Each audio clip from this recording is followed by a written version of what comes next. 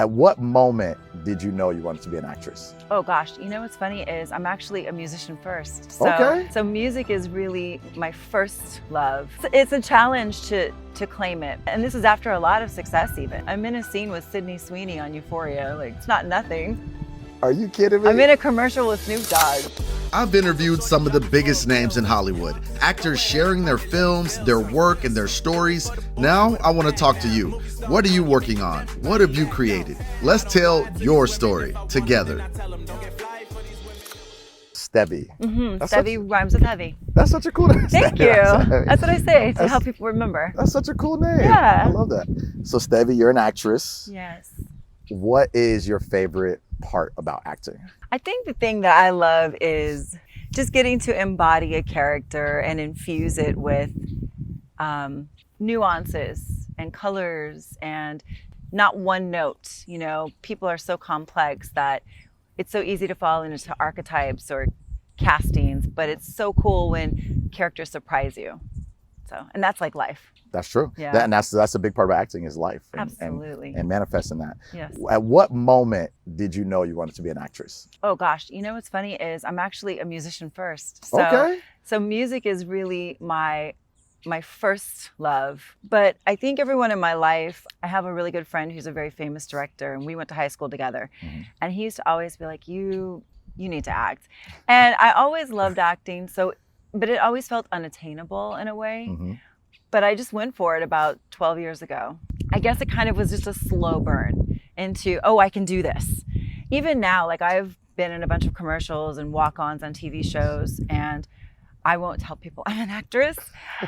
And I have a couple really good established actor friends who are like, if you don't stop doing that, just say you're an actress. So that's why when you just said, are you an actress? I was like, yes. I love that. Yeah, you're like, I'm working on it. It's a challenge to claim it. And this is after a lot of success even. I mean, I'm in a scene with Sweeney on Euphoria. Like, it's not nothing. Are you kidding me? I'm in a commercial with Snoop Dogg. It's not nothing, but I'm still struggling to say, you know, I've been union for 25 years, but it's hard for me to say I'm an actress. Wow. Yeah. That's crazy. It is. It's crazy. I actually met Sydney. I interviewed her for one of her movies, and she was super nice. I know she's going through it with this controversy or whatever. Yeah. But that's really two really cool opportunities you had. Like you said, you've claimed it. You've gotten the success. Someone can be an actor just by saying they are, but actually having the credits that you have really make it really make it solid. So is it imposter syndrome? What would you say it is that makes you question it? Yeah, I think because music has come so full-bodied for me that it's kind of like, well, you can say you're an actress, but until it matches your music, I don't know. I'm getting there. But you know, I've got the credits and I've got the union status, and I'm good at it. There we go. And I'm really good at it. I know there's a bigger place for me too. I love the confidence you have with saying you're good at it. So now it's just like claiming it, the confidence Totally. of like, I am an actress. Totally. And I think the reason why LA can be so difficult, but when you know there's a place for you, you're just patient with the process. Because I know. I think another thing is, you know, like I mentioned, I'm a TV host. I think another thing is like you're working, then you're not working. You're working. So that's probably a part of it too, right? Even though you're an actor, sometimes you're not working. 2000%. Some years you're not acting. So then you're like, I'm an actress? Yeah. So there's a question mark on it sometimes. What are you excited about? What does the future look like for Stevvi? I'm excited about even stepping into it more full-bodied, more wholeheartedly, taking myself more seriously. Writing is a good way to go, as our friend Mark mentioned. Writing and sort of taking more control of the content, I think. When you see people getting on YouTube and creating their own shows, and you know, you see the experience that Issa Rae had, she just represented herself. She showed up as herself, and that's always the way to go. Just do the work, put your head down, and show up as yourself. So I want to be along those lines more. Wow. Yeah. Wow.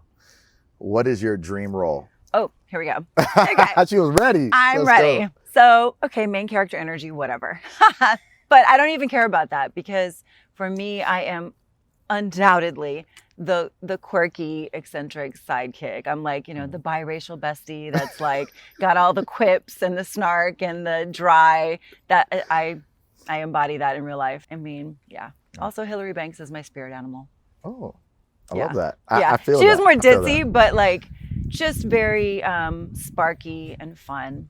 Yeah.